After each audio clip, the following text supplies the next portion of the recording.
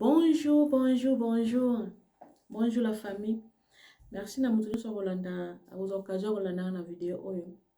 Voilà na nina lobaka moi c'est Maman Bonheur. Maman Bonheur le belaka bastige nyonso. Mingi mingi pe Maman Bonheur le belaka sans tabou. Sans tabou où ezali vie conjugale, vie maritale, pourquoi pas qu'on se compléter, qu'on partager expérience. Oyo ngana yebi ko partager na baninga bana nanga baleki nanga pourquoi pas. Voilà, to pesa na kaka ba conseil to se compléter na kaka muto yebi nyonso azate na vie. Voilà, muto yebi ba nyonso na vie te. Ata oyebi 90%, 1% wana ozaka na besoin muto abakisila yo yango. Voilà, c'est ça yango Maman Bonheur ko partager na bino ezali traitement intime. Traitement intime ndenge na biso na bokoko ba musu basala tangawis, ba musu basala ba kobaka ba kasa tomate, ba musu basala ba musu ba il y a plein de trucs oyo basi basala na ndenge ya bokoko. Mais ce qu'on a Maman Bonheur na memeli bino produit oyo peut-être bien pour yebi yango mais ta musu courage ko le ba ndenge ezate mais le biso produit oyo Physioflore na ba ba yebi yango. Physioflore est un traitement la moitié. Il y a bain intime et traitement intime. Ou il y a traitement intime. Traitement intime, il y a Physioflore, il y a la pharmacie sans ordonnance. Et puis, il y a un effet secondaire. Ce sont des produits qui sont recommandés par les gynéco, mais le cola, il y a sans ordonnance. Comme ils sont mélangés, il y a la première nécessité, le premier soin. Avant neti lelo na buto yoki nazoka bien te ma ezo bimanga mingi mikusa mingi marché tout ça là ozoka bien te avant lobi okeno komona gynéco na yo okoki ko utiliser yango nde tomela ata musu ba Doliprane. Voilà, utiliser yango omona ke eko soulager yo eza nango na effet secondaire te, les produits sans ordonnance. Voilà, Physioflore basela yango nde Physioflore ngana saela yango na uti kobota na mati muto akomela ngango. Donc, les sans ordonnance, na tika la pe ko sala lango, na koma ko sala lango pendant les règles, pendant ba période nanga ya règles, na sala la kango. Physioflore sala lango ndenge nini. Eza traitement mobimba, ni na uti koloba. Soko uti kobota, nga par exemple, kananga na sala lango bo après 1 mois, na bandi ko sala lango. Na baki moko na butu avant na la osokoli mai na yo très bien. Ozui ovile moko otie na kati olali na butu saki bosanga na papa bobeta nkila te yebisa papa mikolo na otraité nanu bopikiliki appareil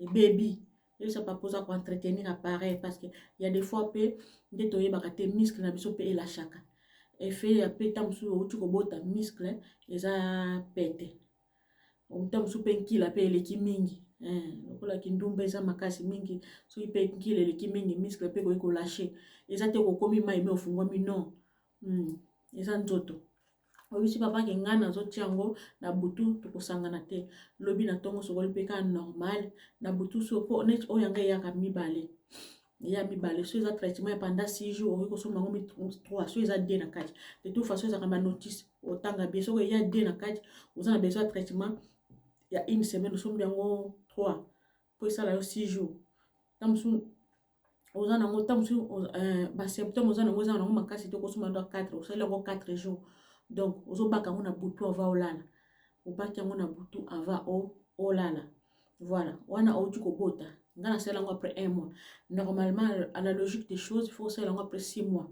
Moi na soa ko 6 mois pour osaleli yango pour être traité donc logiquement être traitaka ba flore vaginale de fleur na biso neto bengaka fleur mais na quand médical benga flore vaginale ils ont traité ndekuna en même temps ils ont traité ils ont kausa ba mai ils ont absorbé ndenge tanga usika ebendaka potanga usi musala nango za ko benda mai donc yango pe ebenda en tout cas tika ka moi si sec ko bato musu babaka ote mama nazoluka eloko nini ko kozo kusanga ntoto na ngai nazonga moseka muto azonga ka vierge azate so oza déjà des vergers muto azonga vierge azate bati ko lia bino bambon peut-être traitement des ali ngana yebi de peut-être traitement des ali ko komisa yo sec pour ba mai wana libido tu ba benga na français libido parce que chaque mois si azana ndenge na ye a dégager ka mai libido ya basi musu ba dégager libido ebele, basi musu moyen, basi musu mukie.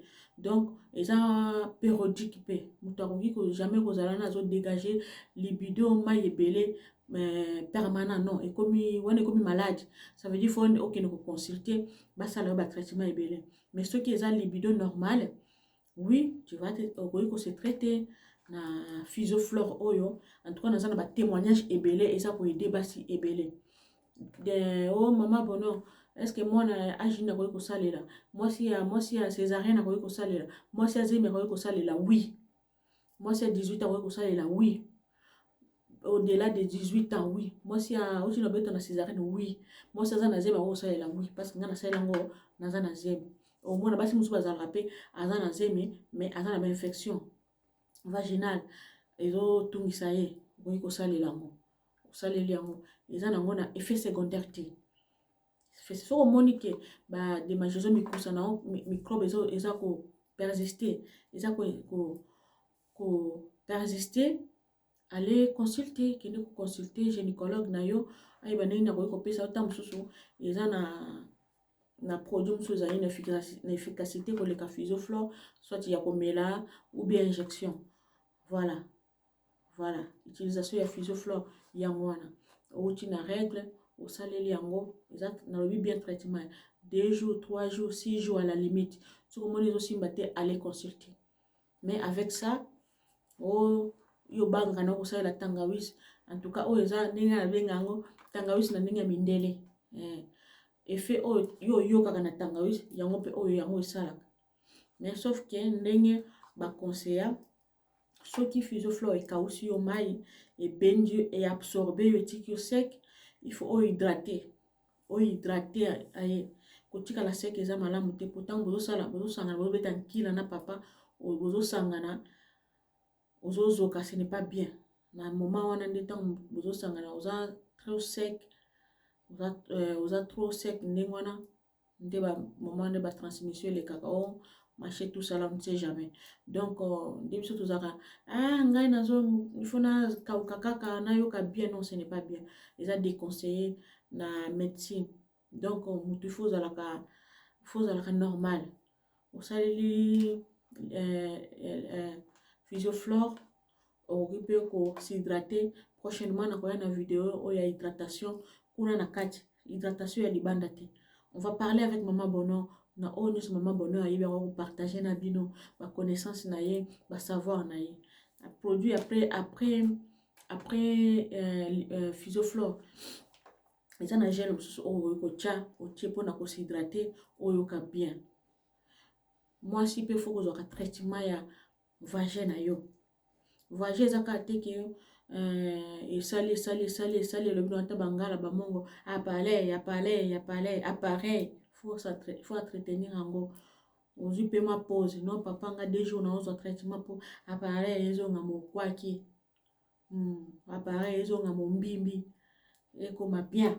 Donc voilà quoi, parce que moi si a o aza s'occuper nzoto munene, moi c'est nzoto munene on dirait za la raté et ça juste ya kozwa traitement muscle et la chaka et fait akobota et fait pe trop de kila moboso so pe leki lelo na tongo lobi na une semaine.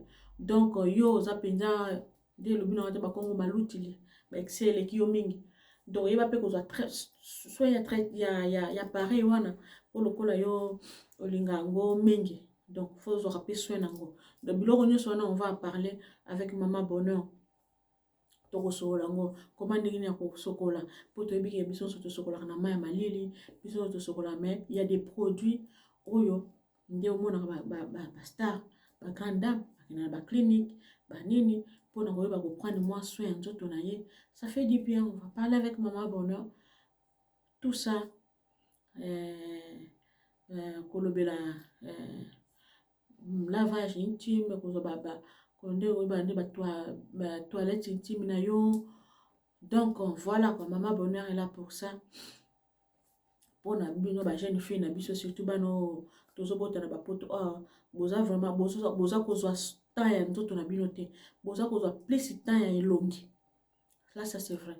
Net na pas ko le lokote na tie ni crème ni poudre mais eza na bato mosusu akoka te koleka na video saki atia poudre donc mais mpona elongi na ye aza sensible elle est vraiment donc azwaka soin ya elongi nde makasi ke koleka nzoto na ye eza nzoto ya kolata te nzoto na ye eza kuna place ya pareil parce que soki bomoto na ye bomwasi na yo okufi okozwa makasi ya koentretenir koto te omona kaka ke ntina mokili eza te donc il faut kozwa soin ya nzoto ndenge ozwaka soin ya elongi ozwi mpe soin